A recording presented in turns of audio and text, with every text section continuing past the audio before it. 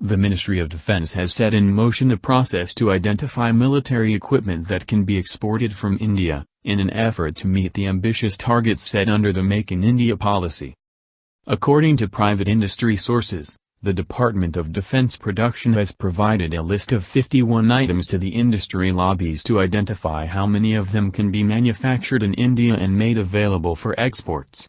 Among the items listed for possible export are howitzers, AVs, fighter aircraft, assault weapons, sniper rifles, grenade launchers and various software systems for the battlefield and light tanks. It is a query, and no definite plans are in place, one of the private industry sources said.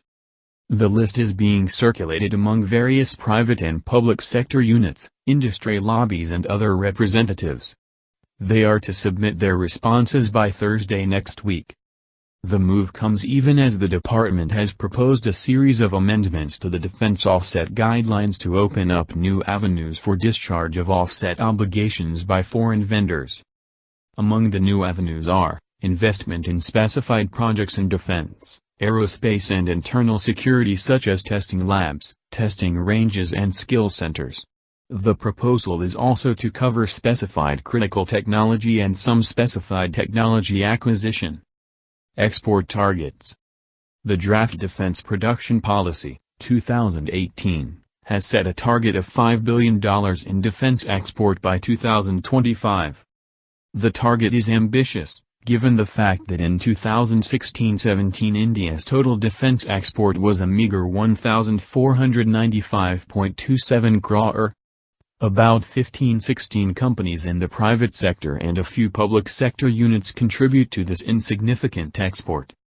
Major defense items being exported now are personal protective items, offshore patrol vessels, helicopters and radio sets.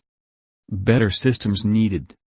The list of items that the government is hoping for export from India would require a massive jump in capabilities and a better ecosystem, admit private sector executives.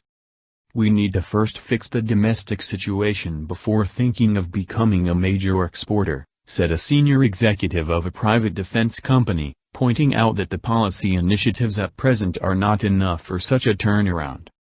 He pointed out that while officially the military is procuring more than 50% of its requirement from within the country, it is a statistics that hide the reality.